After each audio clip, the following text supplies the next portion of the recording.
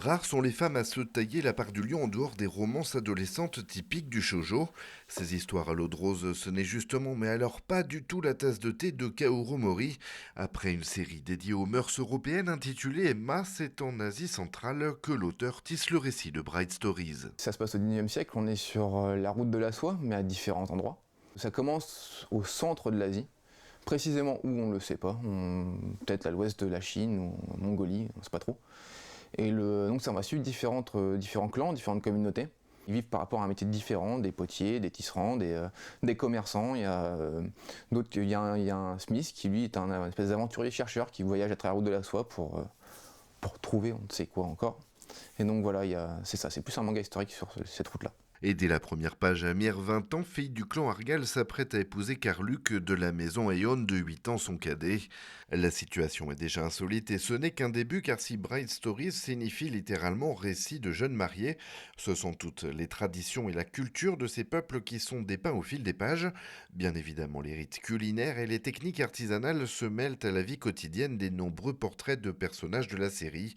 Une véritable fresque épique au milieu des steppes et des paysages orientaux qui invite le lecteur au voyage. Je trouve ça intéressant le côté historique et culturel, du moment que c'est bien fait. Et là en l'occurrence c'est bien fait. Ça pourrait être, la thématique est intéressante, peu utilisée, mais ça aurait pu être, on va dire, justement extrêmement sensible et bancal, et finalement ça se tient bien.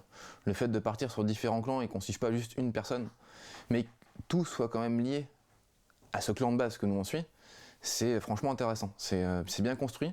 Graphiquement, c'est très bien en plus gratté. Les décors sont chouettes, et puis même les costumes d'époque, tout ça, les tapisseries, tout ce qui est aussi gravure, c'est vraiment maîtrisé. C'est vrai qu'il n'y en a pas beaucoup de mangas historiques comme ceci. Après, ça arrive de plus en plus sur différentes époques. On avait parlé de Innocent. Et donc il existe différents mangas historiques. Celui-là, en l'occurrence, La Route de la Soie, c'est l'un des seuls que je connaisse. Et c'est vraiment bien fait. Le point fort de l'œuvre, c'est un dessin d'une précision et d'une finesse exceptionnelle au service de l'histoire. Chaque détail, chaque coup d'aiguille donne vie aux tapisseries ou aux vêtements pour lesquels l'auteur s'est richement documenté.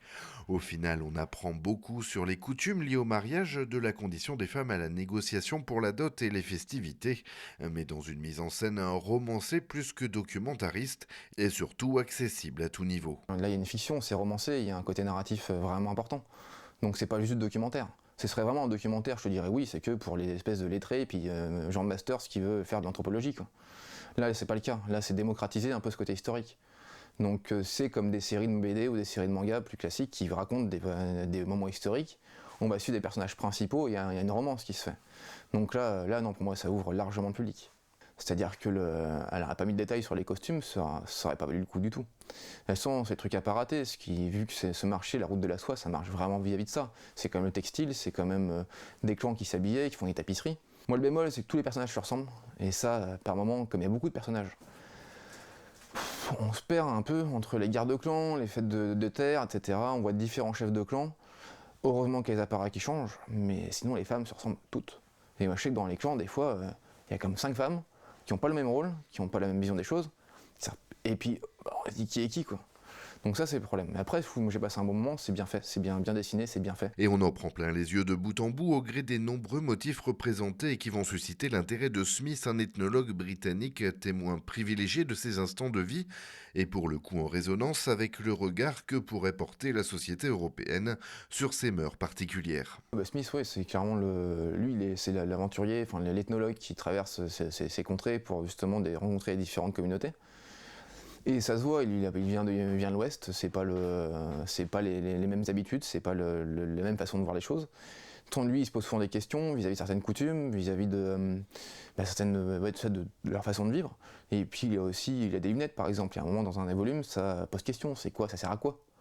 Et donc oui, il y a vraiment un contraste entre je pense qu'il sert à ça, à montrer le contraste entre l'Est et puis l'Asie et l'Europe à ce moment-là, c'est au 19e. En deuxième position sur le podium du prix Manga Taisho en 2011 et 2013, puis finalement premier en 2014. La série récompensée à Angoulême a contribué à rapprocher un public à la base plutôt éloigné du manga.